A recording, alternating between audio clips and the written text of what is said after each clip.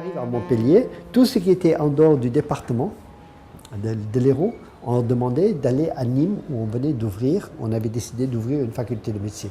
J'avais fréquenté en France des maoïstes, enfin, les différents groupes d'extrême gauche, et je vais très vite opter pour la Ligue communiste. Je partais à Beaucaire. Et donc il y avait quelques personnes donc, qui nous avaient indiqué qui étaient intéressés par la Ligue. Il y avait 3 ouvriers d'un qu'on appelait, que les gens appelaient le Gaulois. Parce que bon, il était truc avec une grosse moustache, enfin, donc les gens l'appelaient comme ça. C'était son surnom, le Gaulois. Et tous les week-ends, je partais là-bas. Mais je me suis heurté à un problème, c'est que les ouvriers, ils boivent. Et moi, je ne buvais pas. Et donc, première fois, on me propose un ballon de vin, non merci, un pastis, parce que moi, c'est vin pastis, hein, là-bas. Non. Et je me dis, ah, il y a un problème là. Je me faisais passer pour un pied noir, hein, clandestinité oblige. Voilà. Les mesures de sécurité, hein, on avait un pseudo, un truc. Donc c'est pour. Alors j'ai dit, un pied noir qui ne boit pas, c'est quand même problématique. Et donc j'en parle avec Max. Je dis, ah, ça tu vois, comment tu fais. Hein? Et je décide donc d'apprendre à boire du vin. Et finalement ça n'a servi à rien, parce qu'ils ne m'ont jamais cru que j'étais pied noir. Et ils me prenaient pour un Pakistanais par contre. Voilà, je ne sais pas quoi. D'où est-ce qu'ils ont sorti l'histoire du Pakistanais. Et c'est là que j'ai recruté effectivement des ouvriers. Et l'année suivante, il y a eu un meeting où donc le Gaulois a rendu public son adhésion à la LCR. Donc il y a eu un gros meeting de la LCR et tout. Et il y a eu plusieurs personnes qui avaient été recrutées. Donc c'était le fruit de ce travail, que je n'avais pas continué malheureusement, parce qu'à un moment donné, je flanche. Et j'ai une dépression nerveuse. Je disparais complètement de la circulation. On me retrouve un jour, après complètement décharné, sur un banc, à gare, rien. Et donc on me transporte à l'hôpital, dans une clinique psychiatrique. Et je retourne au Sénégal. Mais en fait, en réalité, je dormais tout le temps. Je ne me levais que pour manger. Et voilà. Et tout de suite, je me rendormais. Et je viens au Sénégal, pareil, je dors. Et alors, petit à petit, j'ai réussi à rester 2 heures debout. Mais quand je me réveille, je commence à discuter politique. Et là, de nouveau, je vis dans un milieu libanais et je noue beaucoup de relations avec des jeunes Libanais, y compris à l'université. Et beaucoup de Libanais s'intéressent à des idées. Oui. Et donc, je forme aussi un cercle de discussion, y compris dans ce milieu-là. Dans cette période, on dissout Avant-Garde ouvrière et on crée le GOR, le groupe ouvrier révolutionnaire. Et là, il prend une consistance et on devient la première organisation sympathisante de la 4e internationale de toute l'Afrique subsaharienne. Nous étions structurés en 3 niveaux. Le premier niveau, c'était juste le contact individuel. Et les personnes qui venaient nous voir, soit par amis interposés, donc qui étaient intéressés, donc discuter individuellement, fréquenter, on se voyait, ainsi de suite. Et quand on a vraiment, il y avait un rapport de confiance qui se nouait, que les éléments de radicalisation étaient développés et que la personne était réceptive, était volontaire par rapport à ça, et qu'on avait vraiment confiance en la personne, à ce moment, il y avait le deuxième niveau, les cercles de discussion, qui étaient des cercles semi-ouverts, donc, mais on y entrait après avoir été sélectionné. Et dans ces cercles de discussion, donc, on avait des débats régulièrement, donc il y avait des réunions régulières, et c'est à l'intérieur de ces cercles de discussion qu'on proposait à quelqu'un d'adhérer au GOR. Et nos réunions au niveau de la cellule même Au début, on les faisait pas dans une maison, on les faisait dans une voiture. Donc la voiture roulait tout le temps. Donc c'est une voiture qui venait, qui prenait quelqu'un. Après on partait, on prenait l'autre. On était 4 à l'époque. Et on tournait en voiture. C'est un des membres du groupe. Et il s'appelait, le premier s'appelait Zakaria Dieye. Il était d'origine guinéenne, qui avait été radicalisé en France, et donc qui était venu ici, donc on travaillait avec lui, et lui il travaillait à la SAEC, c'est une société de peinture, voilà, et donc il avait une voiture, et c'était lui qui conduisait. Et il y avait qui d'autre dans la voiture?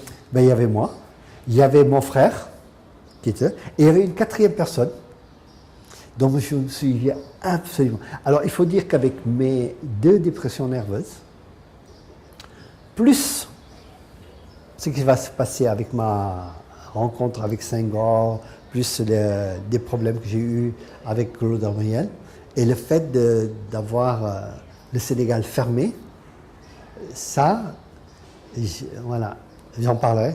Et réellement, j'ai perdu beaucoup de mémoire. Là où j'ai vraiment milité à l'université, dans le cadre étudiant, c'était la grève de 77.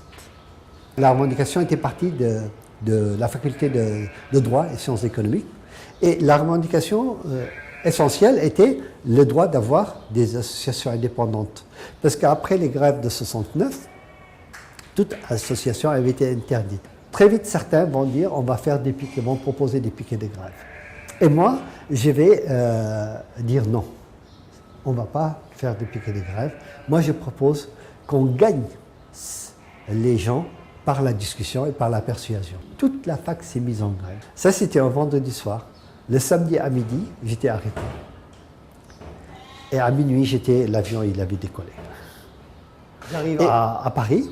Mais là, par contre, je tire quand même les leçons de mes 2 précédents séjours en France, qui se sont tous les deux terminés par des dépressions nerveuses. Et je me dis, les 2 fois où j'étais en France, j'ai vécu complètement dans un milieu français. Et là, je constitue tout mon réseau de relations dans le milieu d'origine du Sénégal. Donc je milite en direction des étudiants sénégalais, mais je reprends bien sûr ma prédilection première, je milite en direction des travailleurs sénégalais. Donc je fréquente énormément les foyers de travailleurs sénégalais, je fais de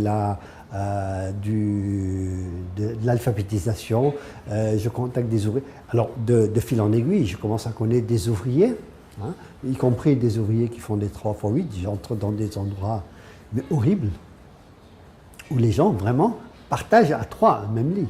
Donc, ils travaillent en faisant les 3-8. Quand quelqu'un se réveille pour aller au travail, il est remplacé dans ce même lit par un autre qui revient, qui est revenu du travail, ainsi de suite. Un jour, on apprend que Senghor vient au Havre et il visitait un foyer de travailleurs immigrés qui était habité par des Sénégalais et des Maliens essentiellement. Et on fait une délégation de l'ASF, on va là-bas. Mais je viens les voir pour m'enquérir de leur situation, de leurs revendications.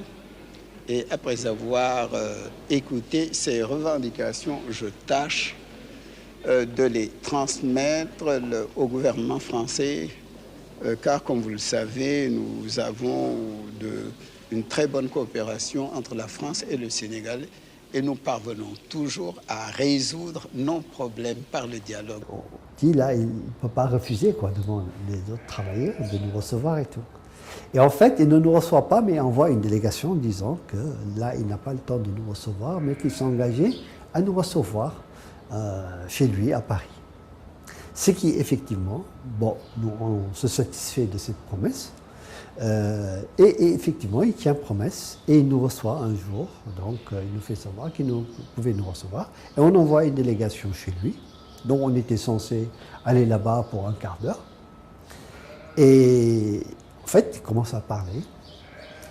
Et bon, et à un moment donné, je l'arrête. J'ai dit, écoutez, monsieur le président, si vous continuez à parler comme ça, Et puis vous nous parlez de façon complètement paternaliste, vous étalez votre point de vue. Je ne vois pas qu'est-ce qu'on fait ici, quoi, si on continue sur cette lancée-là, où on parle d'égal à égal et nous exprimons aussi quelles sont nos demandes, où on se lève, on part. Et là, il est un peu interloqué, il me regarde et il me demande, mais pour vous, qu'est-ce que c'est la démocratie? Vous demandez la démocratie, mais qu'est-ce que c'est la démocratie? Je lui dis, un peuple, c'est comme un fleuve. Un fleuve, voilà, il vous pourvoit de ses richesses. Vous naviguez dessus, vous voyagez, vous pêchez, vous transportez des marchandises, vous cultivez sur le bord du fleuve parce qu'il y a de l'eau. Et vous profitez, donc il vous pourvoit d'un certain nombre de richesses dont on profite. Un peuple, c'est pareil. Un peuple, il travaille, il produit des richesses. On profite de ces richesses sous forme d'impôts, sous forme de création de produits nécessaires à la vie. Il dit, c'est pareil. Et un fleuve qui vous donne ces richesses, un jour, il entre en colère. Et il déborde et il détruit tout sur son passage. Comment vous faites pour tirer le meilleur parti des richesses de ce fleuve sans qu'il détruise quand il entre en colère? Si vous faites des dérivations, vous créez des barrages, ainsi de suite, vous faites des canalisations. Vous développez beaucoup plus les champs d'exploitation des possibilités du fleuve, mais en plus, quand il entre en colère, tout ça capte ce débordement d'eau. Et au lieu de détruire, au contraire, vous pouvez l'utiliser. Il dit, pareil pour un peuple. Il travaille, il fournit des richesses, et un jour, pour une raison ou pour une autre, il entre en colère, parce que pour telle ou telle raison, et il déborde, et il détruit. Mais comment vous pouvez tirer le meilleur parti de la richesse que peut produire le peuple? C'est vous créer, comme pour le fleuve, des canalisations, des dérivations, tout ça. Là, vous créez ça pour le fleuve, mais pour le peuple, c'est des partis politiques, c'est des syndicats, c'est la liberté de presse, c'est la liberté d'association. Et ça produit des idées, ça produit des propositions, et ça fait que les personnes sont des citoyens. Je dis, c'est ça la démocratie pour moi. Alors là, il me regarde. Après, il dit, bon, ok, merci. Voilà, j'étudierai votre demande et tout ça. 2 semaines plus tard, à peu près, j'ai 2 personnes qui viennent débarquer chez moi. Je n'étais pas là, que je n'étais pas présent. Et donc, c'est ma mère qui les reçoit. Et j'arrive. Et puis, voilà. Non. Et ils me disent qu'on se salue et tout. Ils me disent, voilà, on vient de la part du président de la République. Et il a été très intéressé par votre conversation. Il y aura des changements au Sénégal. Mais il vous demande de ne pas rentrer au Sénégal. Voilà.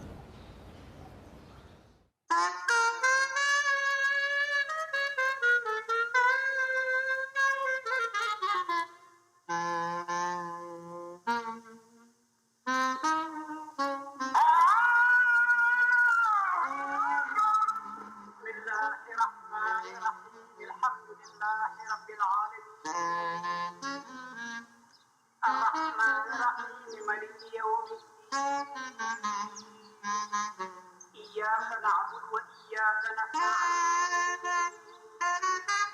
اهدنا الصراط المستقيم صراط الذين